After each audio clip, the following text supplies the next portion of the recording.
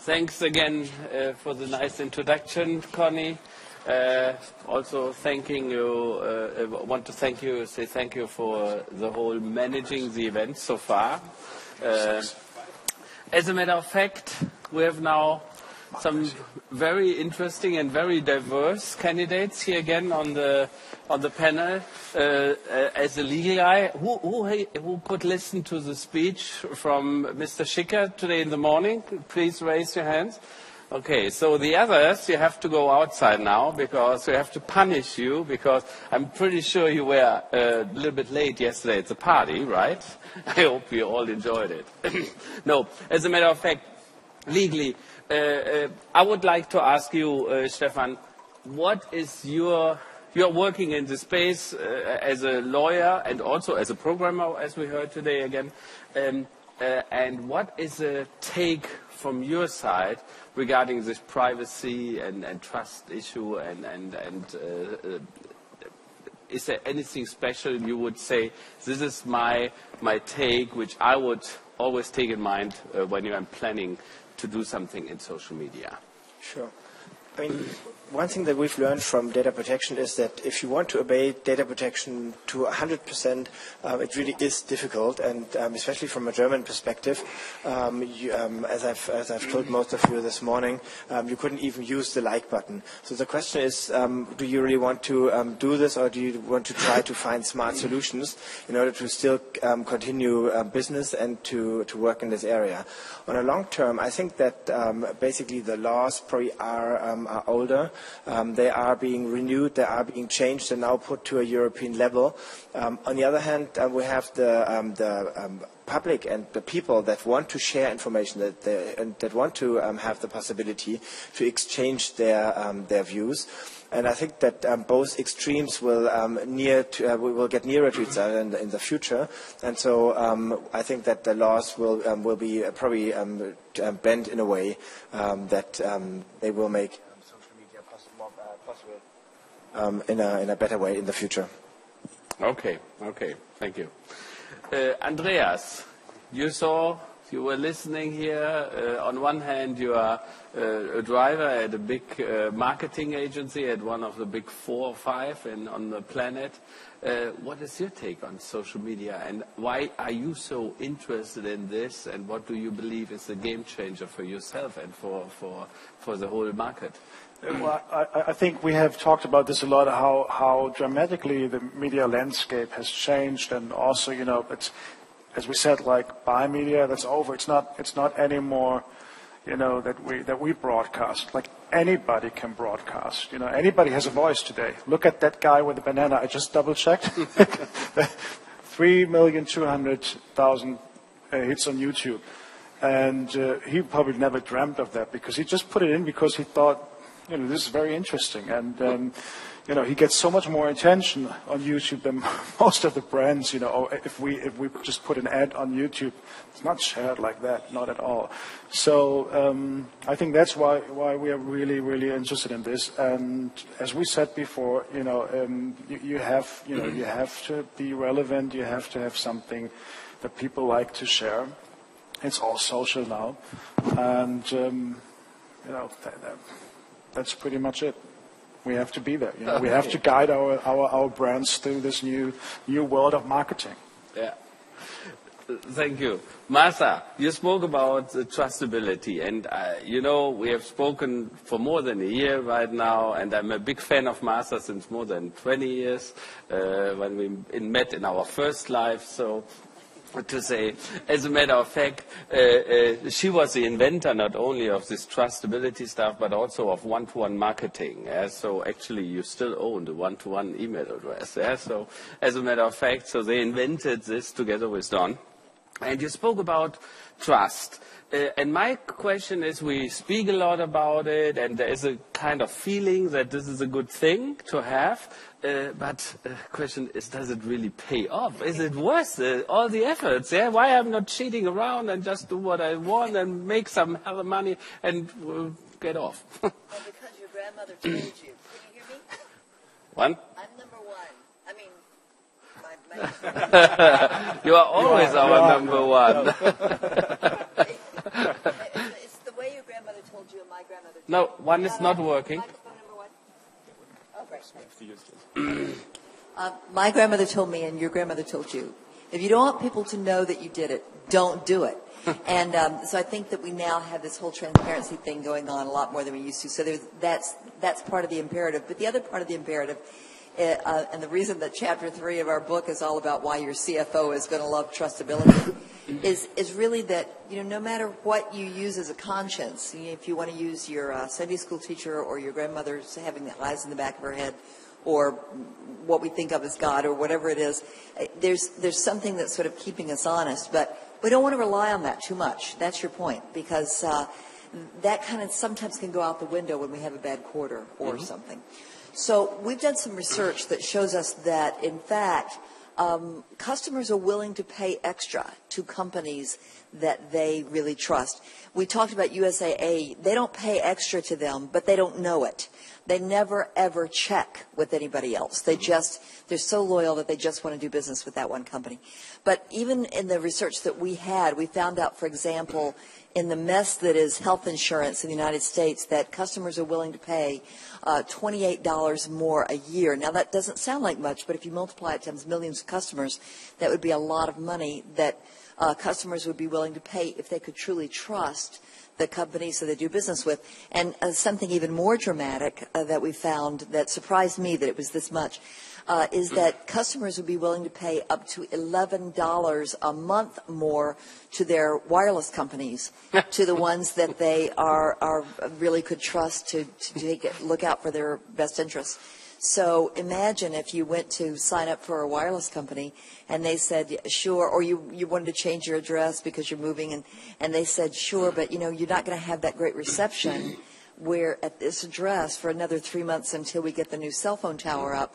So until then, keep your other service, use ours when you want, and we'll just charge you. And then after that, then we'll charge you the full rate. If customers could get that sort of thing, then they'd be willing to pay $11.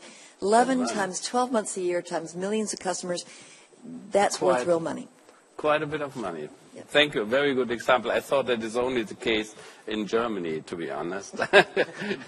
Yeah, anyway, Alexander, you spoke about this as well. Trust is an important issue, and we do a joint study together with Mücke and Sturm about what is it what people are expecting as an exchange when they give something. For example, if I give you my social, my open graph, my interest graph, if I allow you to access my data, the consumer is expecting something in return. Yeah? And so the question is, we have formulated this study around this topic and what is it, what is the price tag, what is the consumer expecting for this? Do you have any idea right now? So far, or is it too early to ask this question? What people say? When do they trust, and when do they give the open graph and allow the permission to market for that?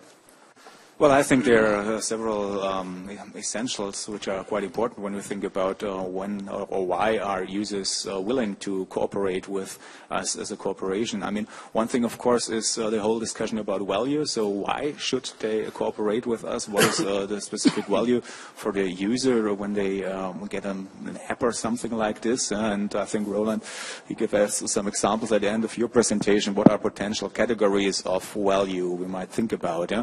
The other thing is, from my point of view, is also the context. I mean, why are we addressing a user on Facebook or on other platforms? So this is also an important question, how corporations might proceed their communication strategies to the users, because if you get just an app or something like this from somebody you never heard about, this is not a trust-creating process, because you have not heard about the other user, you have not heard about the company, but now you should use this app, so why should you use it? Yeah? So I think the whole context, the communication strategy is important, and of course, I would say the company as a whole, because a lot of companies, when they think about trust-enhancing strategies, and they always define this as something which has to do with our salespersons or something has to do with our marketing department. You should communicate in a trustworthy way and so on. But I think the explanation you gave in your presentation are quite important, that trust is a matter of the whole company and of the identity of a company. And the first principle, I found the first principle quite important when you say it's a question of the intention. So the intention, why are we willing to cooperate with our users? And I think this is quite difficult to catch for executive. What does this mean, the intention? I mean, we can talk about communication strategies and we are proactive and so on, but intention is quite soft. It's a question of the culture of the whole organization. And therefore, I think it's important through the next years to think about cultural change and how companies might deal, especially with the question of intention. Yeah. If I can just add one thing that, it's interesting because one of the things our research has shown us is that if a company makes a mistake in the competence area, if they just goof, then their customers will forgive them and they'll come back. But if they make a mistake and it's seen as an intentions error, they don't forgive it. It's really difficult. And you're right. A lot of companies have a blind spot about it. Yeah. Thank it's you. a nice quote. Intent counts more than technique. I think that's important. Thank you. Very good comment. So this all goes into an area, Ralf, where I would like to ask you. Your speech was about the two sides of the same coin. That is a quote which I'm using quite heavily because I think we all have to be aware on that, because especially as a marketing guy, I think we have to understand that the people, yesterday Scott said that privacy does not matter the way as much as we think, so that it's for the users less important, to be honest, as long as the intention is right. So, but what are your findings? You are 25 years in marketing as well, in one-to-one marketing companies. You worked for companies like DHL and Volkswagen, loyalty programs and so on. What is your experience with all of that? So when we take a look at when we take a look at the privacy issue, we really have to say that especially in Germany, people hesitate to hand over data to a third party. And when I talk about these issues with my students or with my customers, I see a little difference in perception. When I talk about loyalty programs like paybacks, they say, okay, I hesitate, they don't need so much data from my side. And I say, but you offer to the rest of the world a lot of data based on Facebook. Yes, Facebook is a totally different story. So I see that the private issue depends on the company behind it. So when the users really see that there's additional value for them, that they have to present themselves with a lot of information and they get a lot from the service provider as well, from the company, then they say, I'm willing to hand over my data when, and this is again, when the basis of trust already exists, or when they believe that there will be a trustful relationship in the future. So the question always is, what's in it for me as a customer? What do I expect the companies are doing with my data? And when there is a lack of trust, they don't share any more information with you, which is necessary just to complete the deal. Okay, fair point. May I add something to that? Because I think there's another point, and actually you had that in your presentation, and I really liked it because we thought about this before. If this is the end of marketing as we know it, it's the end of CRM as we know it, and you had it. It's like CMR, customer manages the relationship to the brands, and I think it's completely different if you give away your data, your personal data, and leave it to the company, and you have no clue what they're doing with it, selling it or whatever. The customer is in charge of his Facebook profile, and he's doing that, which is a big advantage for us if we access it. It's always actual, it's always great, but also I think he feels in charge. He's in the driver's seat, and he can give you the permission to have access if he trusts you, and then he can also end that again. So he's managing, and he's also managing his profile. He puts in the information he likes other people to know, and if a friend is a brand, if a brand is a friend, why shouldn't the brand know more about me? And then, as you say, if you offer better service, great. We just have to make sure that the carrot, we put in front of the nose is big enough. Like, oh yeah, take my data because I want to be, served better. Maybe the brand will become the friend later on if we really trust them. But let's not go so far. And then we'll put the button on there that says trust. Yes. So, Roland is Senior Director of Marketing at MicroStrategy, and when I met him 1.5 years ago, he was speaking at a conference, and he was speaking about balanced scorecards and social media monitoring. So two very, let's say, social media, which is kind of the social thing where you do all this friends, networks, social stuff. And then the balanced scorecard is this odd thing, data, deep dive, messy stuff, yeah, to be honest. So, it's not. And why do you think that both worlds have to come together? Actually, you have written a book about this. Yes. Thank you for mentioning my book, which is coming out next month. You pay me later, okay? Yes. Amazon, social media balanced scorecard. You can pre-order it now. The advertising part. It's a very, very simple thing. I mean, social media is getting a very important part of the business. And we have to integrate business processes, and we have to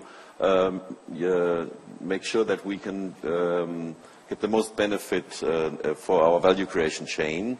Another nasty word for a marketeer, yes, but we have to create value for the user, and we have to create value for the companies, for the enterprises. And you can create value optimizing your HR processes, you can create value optimizing your sales process or support and process. And so it is very important, I think, to compare the efficiency. This is something that you had also worked on with the studies you did for telecom. How efficient and how good does social media actually work? Is it better? We feel it's the new thing, and we feel it's so much better and so much richer.